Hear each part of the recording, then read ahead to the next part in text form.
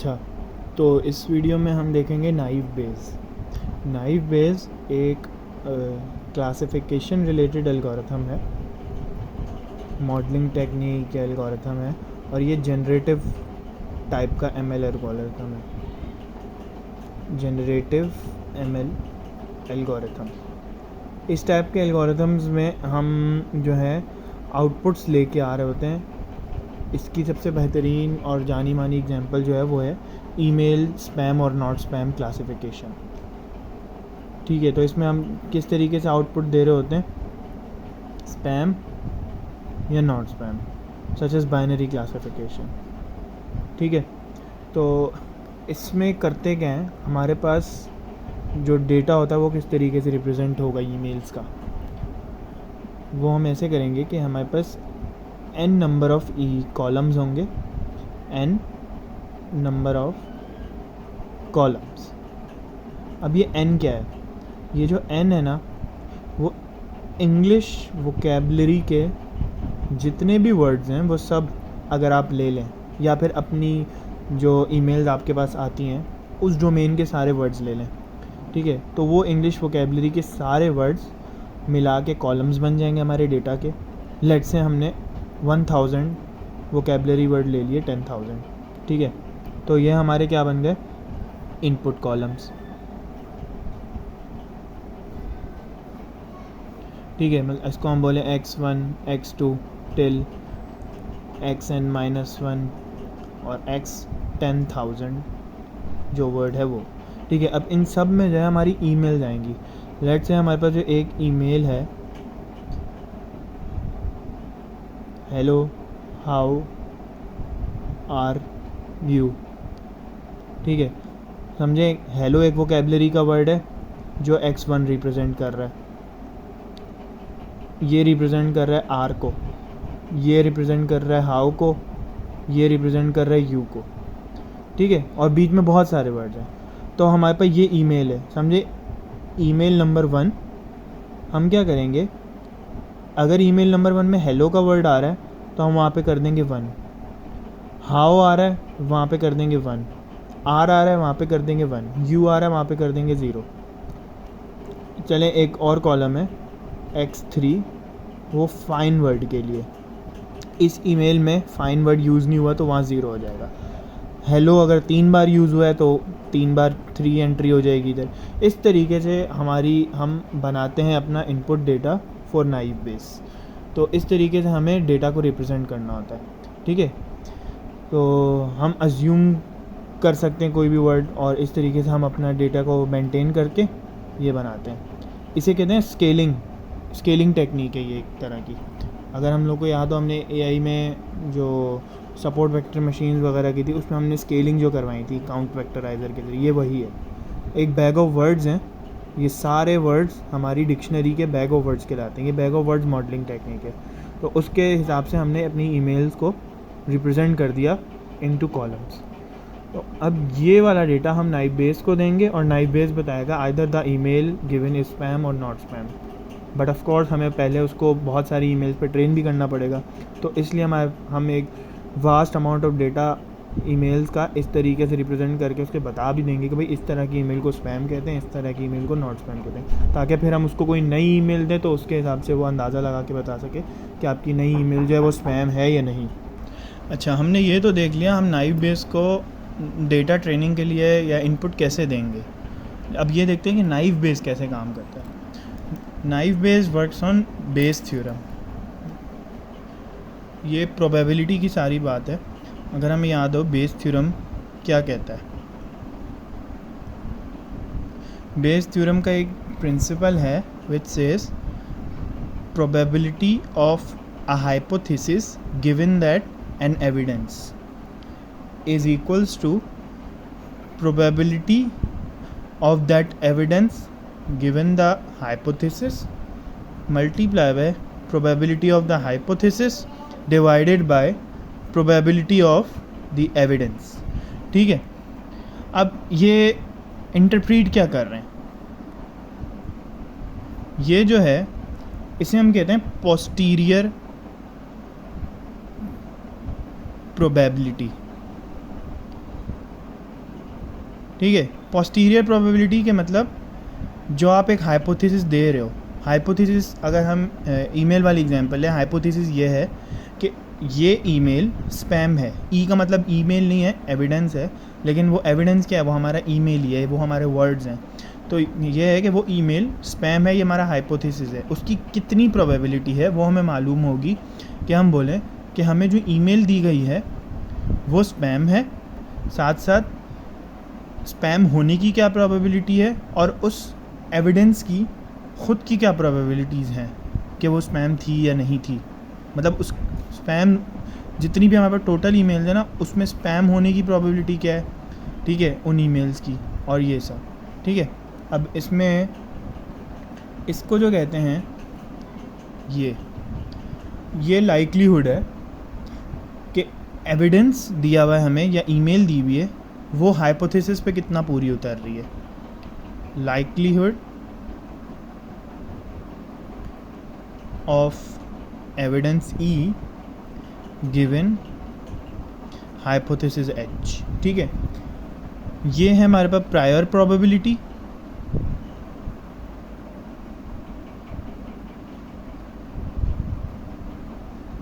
Prior probability of hypothesis, ठीक है। और ये है हमारे पास प्रायर प्रोबेबिलिटी ऑफ एविडेंस, ठीक है। अब इन सारी टर्म्स को मिला के हमारे पास पता चलता है कि जो आप हाइपोथेसिस बता रहे हो वो इस एविडेंस के लिए कितना ठीक है या कितना ठीक नहीं है, ठीक है। इसको हम एक एग्जांपल से समझते हैं। लेट्स से हमारे पास डिटरमाइन करना है कि प्रोबेबिलिटी ऑफ, अच्छा ये हमारे पास एग्जांपल है कि probability of a person having a disease H हमारे पास एविडेंस वो हो गया hypothesis, given a positive test हमारे पास एविडेंस हो गया। तो अब वो कह रहे हैं प्रोबेबिलिटी निकालो कि उस पर्सन को वो डिज़ीज़ होगा कि उसका पॉजिटिव टेस्ट आया है, ठीक है।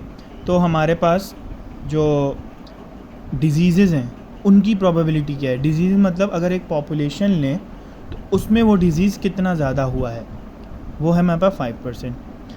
फिर हमारे पास है likelihood of evidence given that hypothesis.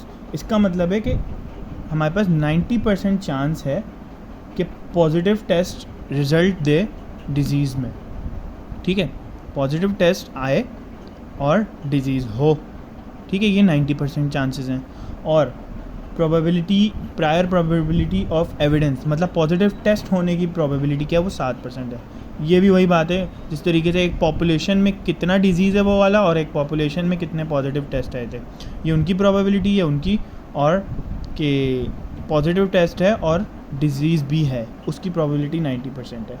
अब अगर हम बेस थ्योरम लगाएं ये वाला, तो हम मालूम करना चाह रहे हैं कि पर्सन को डिज़ीज़ होगा, ये हाइपोथेसिस है, गिवन दैट पॉजिटिव टेस्ट उसे वो है, पॉजिटिव टेस्ट आया है उसका। तो हम क्या करेंगे, इन वैल्यूज़ की जगह ये परसेंटेजेस नंबर्स लिख देंगे तो हमारे पास प्रोबेबिलिटी आ जाएगी 0.9 multiply by 0.05 divided by 0.07, it will be equals to 0.64। मतलब 64% प्रोबेबिलिटी है कि पर्सन को वो डिज़ीज़ होगा गिवन कि उसका पॉजिटिव टेस्ट आया है, ठीक है। इस तरीके से हम निकालते हैं। तो पोस्टीरियर प्रोबेबिलिटी आई 64%। तो इस तरीके से बेस थ्योरम काम करता है। तो अब हम इसको एक एग्जांपल के ज़रिए सॉल्व करेंगे पूरा प्रोसेस के हम ये हाइपोथेसिस की प्रोबेबिलिटी कैसे निकालेंगे, एविडेंसेस की प्रोबेबिलिटी कैसे निकालेंगे, और उल्टा करके, मतलब हाइपोथेसिस है हमारे पास एविडेंस चाहिए, अब हम बोल रहे हैं कि एविडेंस है उसका कितना हाइपोथेसिस है इन सब की। तो वो एग्जांपल हम करेंगे ईमेल क्लासिफिकेशन की। अच्छा, अब जो हमारी एग्जांपल है वो कहती है कि find the probability of a class क्या है, स्पैम या नॉट स्पैम, ठीक है, given a set of features, words का सेट है। जिस तरीके से मैंने बताया था कि हम अपनी ईमेल्स को किस तरीके से डेटा बनाएंगे कि इंग्लिश वोकैबुलरी के सारे वर्ड्स जो होंगे वो हमारे कॉलम होंगे, और उस एक ईमेल में जो वर्ड इस्तेमाल हुआ है उसका काउंट हो जाएगा, ठीक है, इस तरीके से हमारा डेटा बनेगा। तो given a set of features, वो जो सेट ऑफ फीचर्स है वो हमारे कॉलम्स हैं, ठीक है। और रोज़ कितनी होंगी, जितनी हमारी ईमेल्स होंगी। तो ये है ईमेल इनटू वर्ड्स, ये हमारी शेप होगी अगर हम डेटा फ्रेम को देखें। तो हमारे किसी भी ईमेल के स्पैम होने की क्या प्रोबेबिलिटी है? प्रोबेबिलिटी दैट एन ईमेल या फिर a set of word belongs to spam class is, अगर हम वर्ड्स बोल रहे हैं या फिर हम इंडिविजुअल वर्ड्स की बात कर रहे हैं, तो ये इस तरीके से लिख सकते हैं, ठीक है। तो अगर हम इस पे बेस थ्योरम लगाएं यूजिंग बेस, तो हम कैसे लिखेंगे? ये हमारा है हाइपोथेसिस गिवन दी एविडेंसेस, तो उस हिसाब से हम लिख देंगे probability of spam, set of features क्या है हमारे पास, W1 W2 टिल WN, ठीक है। तो जो लाइक्लीहुड है कि ये हमारे पास वर्ड्स हैं और वो स्पैम हैं, ये बात ये कह रही है, ये है कि क्या प्रोबेबिलिटी है कि ये सेट ऑफ वर्ड स्पैम है, और यहाँ पे जो हम लिख रहे हैं वो लाइक्लीहुड है कि इतनी प्रोबेबिलिटी है कि ये वर्ड्स स्पैम ही है। साथ में वो मल्टीप्लाई हो रहा है कि टोटल स्पैम कितने हैं। अगर एक पॉपुलेशन ने स्पैम ईमेल्स किए हैं तो उस पूरी पॉपुलेशन में से स्पैम कितनी थी, ठीक है, और कितने वर्ड्स थे हमारे पास, ठीक है। तो ये हो गई स्पैम ईमेल्स निकालने की प्रोबेबिलिटी यूजिंग बेस थ्योरम। अगर हम नॉट स्पैम निकालें यूजिंग बेस थ्योरम तो वो भी बिल्कुल ऐसे ही बनेगी। Using for not spam using base theorem, तो हम क्या लिख देंगे? नॉट स्पैम, ठीक है, given the evidence which are words in email. तो वो हो जाएगा कि ये वर्ड्स हैं और उनकी इतनी प्रोबेबिलिटी है कि वो स्पैम नहीं है। वो मल्टीप्लाई हो जाएगा कि एक पॉपुलेशन ने जो ईमेल्स की हैं वो स्पैम नहीं थी, डिवाइडेड बाय कितनी ईमेल्स की गई हैं, ठीक है। अच्छा, नाइफ बेस की अजम्पशंस क्या हैं? नाइफ बेस की अजम्पशन है कि हम डायरेक्ट ये मालूम नहीं कर सकते कि हमें पता है कि जो हमारी ईमेल है उसमें ये वर्ड इस वर्ड पे डिपेंडेंट है, ठीक है, लेकिन हम इसे एनालिटिकली सॉल्व नहीं कर सकते। तो इसलिए नाइफ बेस में एक नाइफ अजम्पशन की जाती है कि हर वर्ड इंडिपेंडेंट है। मतलब हर वर्ड के हम इसको इस तरीके से इंटरप्रेट कर सकते हैं कि W1 स्पैम है, W2 नॉट स्पैम है। हम इसको इस तरीके से सॉल्व करेंगे, ना कि ये कि पूरा एक ईमेल स्पैम है। हम इंडिविजुअल वर्ड की स्पैम और नॉट स्पैम निकाल के उन सब की कंबाइंड प्रोबेबिलिटी देखेंगे कि क्या आ रही है।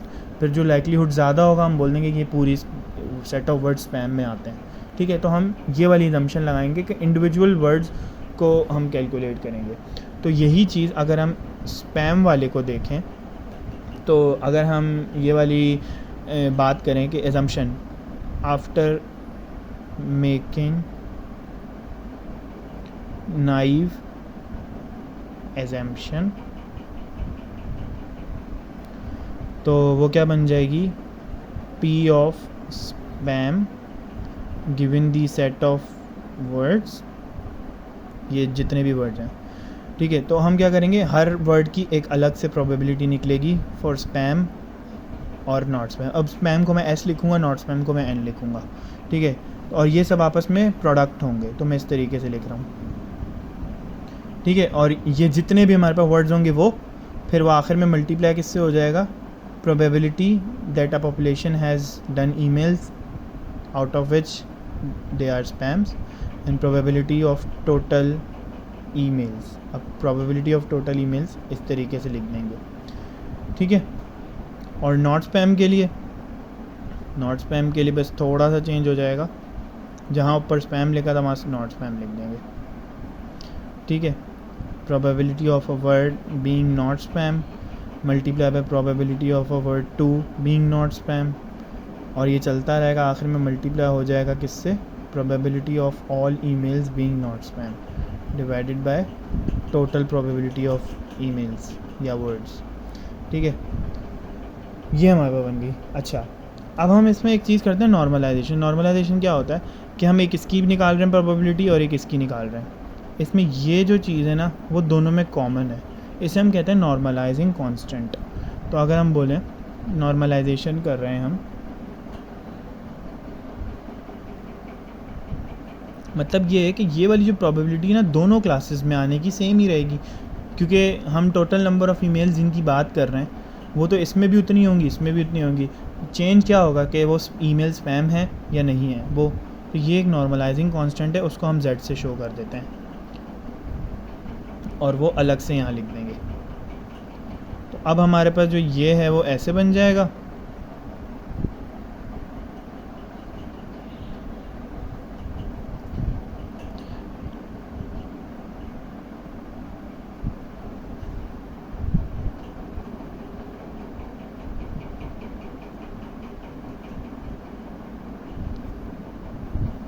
Divided by z।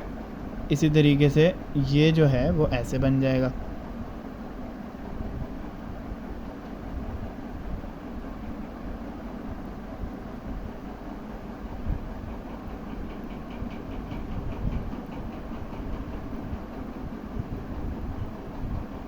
Sorry, not आएगा।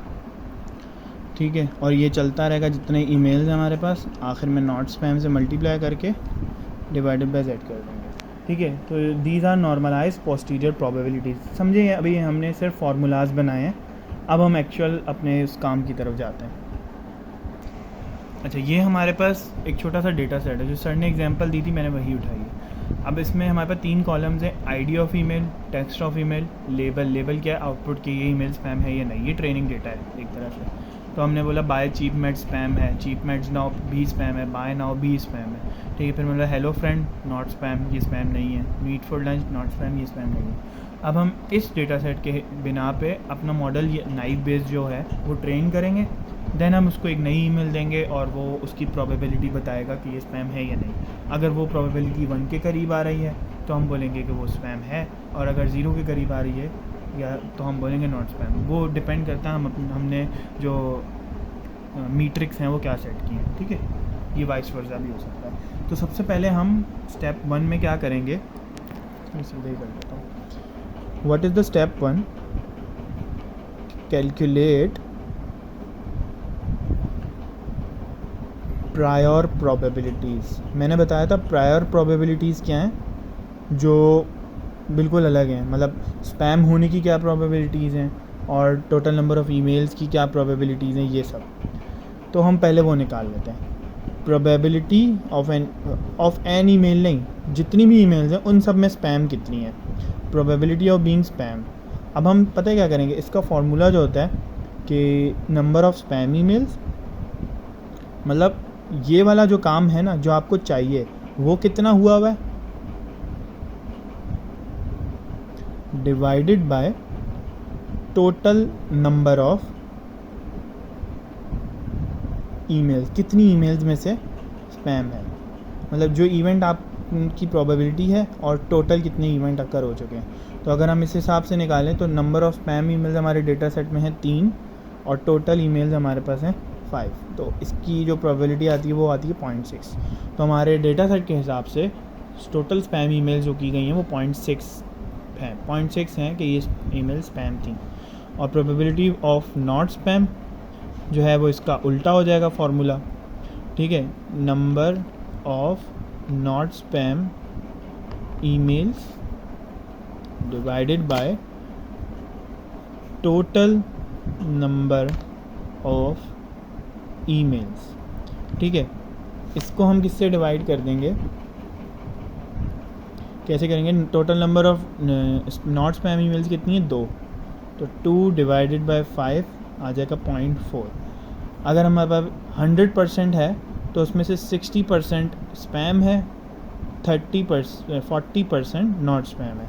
इसको इस हिसाब से देख सकते हैं। ठीक है, कैलकुलेट लाइक्लीहुड। लाइक्लीहुड क्या है, कि आपको जो आपकी जो एविडेंस है ईमेल वो स्पैम है या नहीं, ठीक है। The likelihood, step 2, calculate likelihood, ठीक है। तो लाइकलीहुड कैसे फाइंड करेंगे? The likelihood is a probability of a word given a class, ठीक है। इसका क्या मतलब है? A word given a class, ठीक है। We'll use bag of words model for this example, let's list the words in our data set. अच्छा, अब हमें बैग ऑफ वर्ड्स मॉडल बनाना है। जिस तरीके से मैंने कहा था ना, हम अपने या तो अपनी डोमेन के सारे वर्ड्स उठा लेंगे या पूरी इंग्लिश वोकेबलरी के वर्ड्स उठा लेंगे, इसे कहते हैं बैग ऑफ वर्ड्स मॉडलिंग, ठीक है। तो अभी हमने क्या किया, अपनी जो डोमेन है, डोमेन से मुराद है जितना डेटा है ना उन सब के वर्ड्स उठा लो और उसी को बैग ऑफ वर्ड्स बना लो। तो उसको क्या करेंगे कि हम एक कॉलम बना लेंगे वर्ड्स का,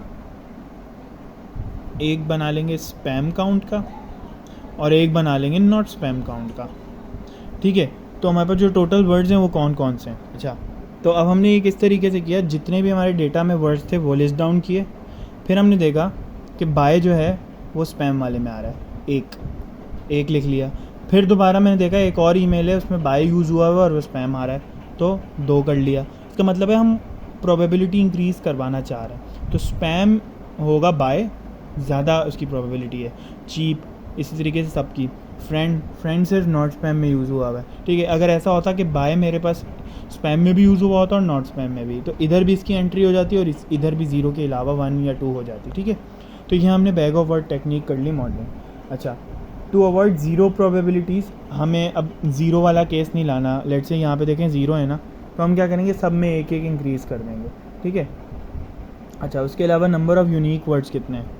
1 2 3 4 5 6 7 8 9 10 यूनिक वर्ड्स हैं। तो टोटल वर्ड्स इन स्पैम ईमेल्स जो हैं वो हो जाएंगे 2 2, ये जितने हैं टोटल ये हो जाएंगे, और नंबर ऑफ़ स्पैम ईमेल जितने हो जाएंगे तो वो भी हम लिख लेते हैं उसका काउंट, ठीक है। टोटल वर्ड्स इन स्पैम, तो वो कितने हमारे पास? 8। और total words in not spam emails are 5, ठीक है। तो अब हम इसको किस तरीके से लेके चलेंगे? अब जो है ना, हमें अपने बेस थ्योरम का ये वाला पार्ट निकालना है, probability of an evidence given the hypothesis. Evidence क्या है हमारे पास? वर्ड्स। हाइपोथेसिस क्या है कि वो स्पैम है या नॉट स्पैम है। तो हमें अभी ये वाली चीज़ फाइंड करनी है। ये वाली चीज़ फाइंड करने के लिए क्या करेंगे, हम हर इंडिविजुअल वर्ड की स्पैम या नॉट स्पैम होने की प्रोबेबिलिटी निकालेंगे। उसके लिए हमने ये टोटल नंबरिंग की है, बैग ऑफ वर्ड्स मॉडलिंग की है। तो अब हम क्या करेंगे, हमारा जो फार्मूला होगा ना इस काम के लिए, फॉर स्पैम चेक करने के लिए, तो P of a word being spam will be count word in spam, जो हमने ये किया है 8, और मतलब वो जो वर्ड है बाय है, अगर बाय है तो हम उसको कर लेंगे। हमने अभी क्या कहा था कि हम 0 प्रोबेबिलिटीज़ को अगर इग्नोर करना चाहें तो हम 1 ऐड कर लेंगे। तो मैं जब काउंट करूँगा, मैं जिस वर्ड के लिए काउंट कर रहा हूँ, तो समझे काउंट का फंक्शन, उसमें मैंने वर्ड डाला, उसका जो भी काउंट आया उसमें मैंने 1 प्लस कर दिया। फिर मैंने उसको डिवाइड किया किससे? टोटल वर्ड्स इन स्पैम। जो स्पैम है उसमें टोटल वर्ड्स कितने हैं? Total in spam plus number of unique words. Unique words क्या है कि टोटल हमारे पास कितने वर्ड्स हैं, ठीक है। अब हम फाइंड कर रहे हैं बाय की प्रोबेबिलिटी कि वो स्पैम है कि नहीं, ठीक है। तो काउंट वर्ड करेंगे, हमारे पास पता है, अगर हम टेबल देखें तो 2 है, उसमें एक ऐड कर देंगे ताकि अगर 0 प्रोबेबिलिटी हो किसी वर्ड की तो वो सही हो जाए, ठीक है। Total words in spam, total count of spam, total count क्या है? 8 प्लस 10। 10 क्या है? टोटल यूनिक वर्ड्स, ठीक है। टोटल वर्ड्स इन स्पैम और टोटल यूनिक वर्ड्स, ठीक है। टोटल वर्ड्स इन स्पैम का मतलब है कि हमारे जो वर्ड्स हैं वो रिपीट भी तो हुए होंगे, तो ये टोटल भी दे रहा है, और ये यूनिकनेस बता रहा है कि कितने यूनिक थे। ठीक है, तो इसकी हमारे पास प्रोबेबिलिटी आ जाएगी कुछ इतनी। ठीक है, तो इस तरीके से हम हर एक वर्ड की निकालेंगे। अगर हम देखें चीप की निकालें, तो चीप वर्ड भी हमारे पास 2 बार यूज़ हुआ था, तो इसकी भी बिल्कुल सेम आ जाएगी। ठीक है, तो 3 डिवाइडेड बाई 18 इक्वल 0.167। इस तरीके से हम सब की निकाल लेंगे। ठीक है, सबकी निकाल लेते हैं। ये हमने स्पैम वर्ड की सारी निकाल ली। इसमें क्या क्या है, ये तो सारों की हो गई, आप समझ जाएंगे। इसमें जो एक नई चीज़ है वो ये all other words. All other words का मतलब है एक तो वो जो सारे स्पैम है और वो जो स्पैम नहीं है उनकी ये कंबाइंड प्रोबेबिलिटी हो जाएगी। उसमें भी हमने 1 ऐड कर दिया और उसकी प्रोबेबिलिटी होगी कि अगर हम चेक करें कि हेलो है, हेलो वर्ड स्पैम है या नहीं, तो उसकी तो यहाँ पे कोई प्रोबेबिलिटी लिस्ट डाउन ही नहीं, तो वो हम समझेंगे कि हेलो वर्ड स्पैम है। तो हमारे ट्रेनिंग डेटा के हिसाब से तो हेलो स्पैम नहीं है, तो उसकी हो गई 0। हमने ये थोड़ी स्मूथिंग कर दी है इसमें, ताकि 0 प्रोबेबिलिटीज़ का कोई चक्कर ही ना रहे, क्योंकि 0 होगा तो ये 0 ही आ जाएगा ना, तो वो बिल्कुल ही शट डाउन कर देगा कि बोलेगा नहीं ये तो स्पैम हो ही नहीं सकता। क्या पता वो भी अगर किसी ईमेल में स्पैम ईमेल में वो वर्ड यूज़ हुआ हो, तो फिर तो उसका रेशो डाउन कर देगा, मॉडल ख़राब है, फिर बायसनेस ज़्यादा है। ठीक है, तो इसलिए हमने इसमें 1 ऐड कर दिया ताकि थोड़ी बहुत रियायत दे दे वो उस वर्ड को। ठीक है, तो अगर हेलो आएगा और उसके लिए हमें स्पैमनेस चेक करनी होगी, तो वो हम इससे चेक कर लेंगे, वहाँ पे ये वाली प्रोबेबिलिटी लगा देंगे। इस तरीके से मीट वर्ड आएगा, मीट या लंच, उसमें भी ये लगा देंगे। लेकिन इनमें से कोई आएगा तो हम यही वाली यूज़ करेंगे। ठीक है, इसी तरीके से हम लाइक्लीहुड ऑफ नॉट स्पैम भी लगा लेते हैं, वो बिल्कुल इसका ऐसी जैसा उसका थोड़ा इन्वर्स हो जाएगा। अच्छा, यहाँ मैंने नॉट स्पैम वाले वर्ड्स भी लिख लिए और इनकी भी प्रोबेबिलिटी लिख ली। अब क्या होगा, इसमें अगर हेलो आएगा तो वो हम यहाँ से निकाल लेंगे। हेलो अगर नॉट स्पैम के लिए चेक हो रहा होगा तो हम यहाँ से निकाल लेंगे, लेकिन हेलो अगर स्पैम के लिए चेक होगा तो हम ये वाली लिखेंगे। ठीक है, इसी तरीके से मेडिकेशन अगर स्पैम के लिए चेक होगा तो ये वाली प्रोबेबिलिटी लिखेंगे, लेकिन अगर मेडिकेशन नॉट स्पैम के लिए चेक होगा तो हम यहाँ से प्रोबेबिलिटी उठा लेंगे। इस तरीके से हमने बैग ऑफ वर्ड मॉडल से सारे वर्ड्स की प्रोबेबिलिटी निकाल ली कि वो स्पैम हैं या नहीं। ठीक है, अब हम पोस्टीरियर प्रोबेबिलिटीज़ मालूम करेंगे, जो हमारी फाइनल काम है। ठीक है, वो हमारा स्टेप 3 है।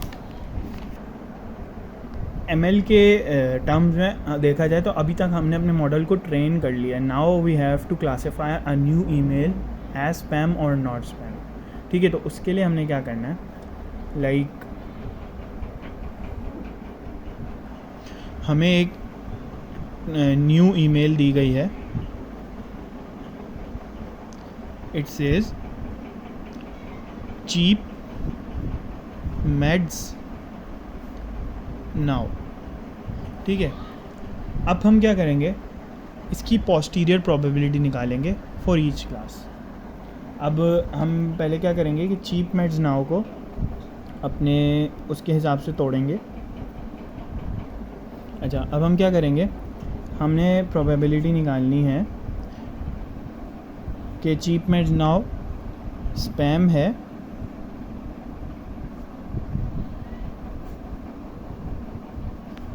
ठीक है, इसको कैसे करेंगे, इसके लिए हम यूँ करेंगे कि हम इसको अगर हम खोल के लिखें तो वो ये होगा कि probability of all spam emails multiply by probability of word cheap being spam, probability of word meds being spam और probability of word now being spam. ठीक है, हम इसको कैलकुलेट करेंगे। इसको कैलकुलेट कैसे करेंगे, हम अगर अपने पिछले डेटा में देखें तो हमारे पास प्रोबेबिलिटी ऑफ स्पैम ईमेल्स क्या है, probability of total spam emails ये रही। ठीक है, probability of total spam emails क्या थी, 3/5 जो है 0.6। तो एक तो हम ये लिख लेंगे इधर। ठीक है, probability of word cheap being spam, ठीक है, वो हमने निकाला था यहाँ से। Probability of word cheap being spam is 0.167, वो हम लिख लेंगे। अब हमें निकालना है probability of word meds being spam. Meds की क्या है, 0.111। और इसी तरीके से probability of word now being spam is 0.167 और इसको अगर हम कैलकुलेट करें तो वो हमारे पास समहाउ अप्रोक्सीमेट आ रहा है 0.00 ये नहीं है 185। अब हम इन सारे वर्ड्स को नॉट स्पैम में भी चेक करेंगे क्योंकि हमें दोनों की जब कंबाइंड प्रोबेबिलिटी आ जाएगी फिर हम हिसाब लगा सकेंगे कि हम कितना सही है कितना नहीं। ठीक है, तो probability of not spam, posterior probability of के हमारे पास ये ईमेल कितनी नॉट स्पैम है, तो चीप मैड्स नाउ। ठीक है, तो इसकी प्रोबेबिलिटी निकालेंगे, probability of not spam emails और मल्टीप्लाई बाय वही सारा दोबारा आ जाएगा। तो probability of not spam email थी 0.4 लिख देंगे। ठीक है, multiply probability of cheap being not spam. अब यहाँ नॉट स्पैम की बात हो रही है, चीप बीइंग नॉट स्पैम, यहाँ चीप कुछ भी नहीं है तो हम क्या कौन सा यूज़ करेंगे, अदर वर्ड्स वाला। अदर वर्ड्स की क्या है 0.067। अच्छा, हम देखें कि इनमें से कोई भी वर्ड हमारे data bag of word model में स्पैम नहीं बनाया था, तो अगर हम इसी को 3 से मल्टीप्लाई कर दें एक तरह से तो भी हमारे पास वही चीज़ आएगी। तो इसकी अप्रॉक्सीमेट प्रोबेबिलिटी आई 0.0012। ठीक है, ये हमारे पास आ गई posterior probability of a new email. ये हम ये भी बोल सकते हैं हमने टेस्ट वाली ईमेल लाए या फिर एक यूज़र ने ईमेल डाली है। ठीक है, अब हम नॉर्मलाइज प्रोबेबिलिटीज़ निकालेंगे। ठीक है, स्टेप 4 क्या है, नॉर्मलाइज प्रोबेबिलिटीज़ फाइंड करनी है।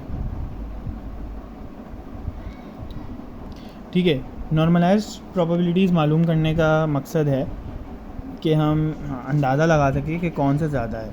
ठीक है, हम इससे भी लगा सकते हैं, यहाँ से हमें पता चला ये नंबर बड़ा है तो यही वाली है, चीप मैड्स नाउ स्पैम है, लेकिन हम नॉर्मलाइज लगाते हैं एक परसेंटेज की फॉर्म में ताकि हमारे पास काम आ जाए। तो इसका अगर एक फार्मूला देखें तो वो ये है, स्पैम चीप मैड्स नाउ। ठीक है, बीइंग नॉर्मलाइज। तो अगर हम इसका देखें तो हम ये लिख देंगे कि posterior probability of cheap meds now divided by cheap meds now की पोस्टीरियर प्रोबेबिलिटी ऑफ स्पैम और इसको ऐड कर देंगे नॉट स्पैम वाले से जो हमने ऊपर नॉट स्पैम भी निकाला हुआ है, चीप मैड्स नाउ। ठीक है, थोड़ा मैसी कर रहा हूँ जल्दी जल्दी के लिए तो आप देख लेना। ठीक है, अब हम क्या निकाल रहे हैं, अच्छा अब हम निकालेंगे नॉर्मलाइज प्रोबेबिलिटी बीइंग स्पैम और बीइंग नॉट स्पैम। ये स्पैम के लिए भी वही फार्मूला और नॉट स्पैम के लिए भी, हम बस चीज़ें उल्टा देंगे। नॉट स्पैम के लिए यहाँ नॉट स्पैम ऊपर आ जाएगा, बाकी सब वही होगा।